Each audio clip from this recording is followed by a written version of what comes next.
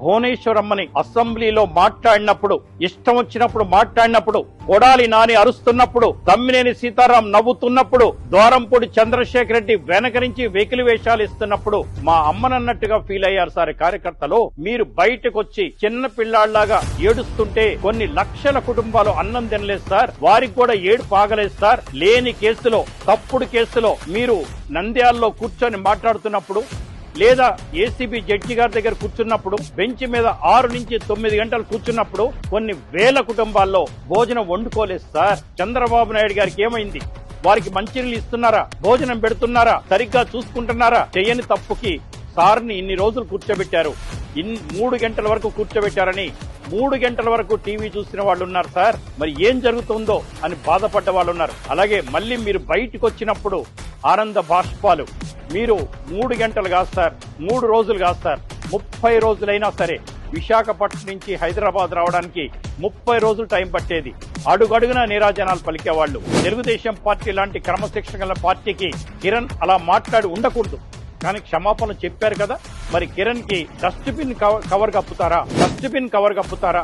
ఒక్కసారి ఆలోచించండి సార్. కానీ తెలుగుదేశం పార్టీ కార్యకర్తలు, జనసేన కార్యకర్తలు, భారతీయ జనతా పార్టీ కార్యకర్తల్ని తప్పు చేస్తే జైల్లో పెడుతున్నారు. కానీ ఘనతకెక్కిన వైసీపీ నాయకులు మాత్రం బాగా తిరుగుతున్నారు సార్. మీరు ప్రమాణ స్వీకారం చేస్తున్నప్పుడు ముఖ్యమంత్రి నారా చంద్రబాబు నాయుడు అని నేను అన్నప్పుడు ఒక్కసారిగా ఆంధ్రప్రదేశ్ కాదు సార్, ప్రపంచ తెలుగు వాళ్ళందరూ కూడా ఊపిరి పీల్చుకున్నారు. అమరావతి ఊపిరి పీల్చుకుంది.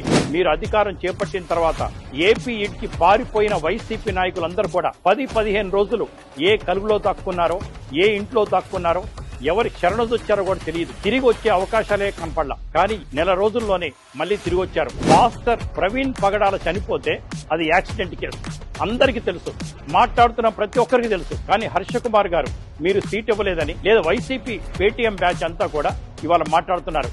అలాగే కాకాని గోవర్ధన్ రెడ్డి గారు ఎన్ని రోజులు తప్పించుకుంటాడు సార్? ఎక్కడో ఫారిన్ లో ఉన్న వ్యక్తిని పట్టుకొచ్చిన ఈ పోలీసులు కాకాని గోవర్ధన్ రెడ్డి కనపట్టలేదా?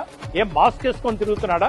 లేకపోతే వేరే రూపం పెట్టుకొని తిరుగుతున్నాడా? లేదా ఆర్టిఫిషియల్ ఇంటెలిజెన్స్ ఆయన ఫేస్ వేరే వచ్చిందా? 5 సంవత్సరాలు మీకోసం మీరు అన్నం తిన్నారో లేదో తెలియదు కానీ కిరణ్ వాళ్ళు చాలా మంది ఉన్నారు. మీరు నిద్రపోయారో లేదో తెలియదు కానీ నిద్రపోని వాళ్ళు ఉన్నారు. మీ గురించి ఆలోచించిన వాళ్ళు ఉన్నారు.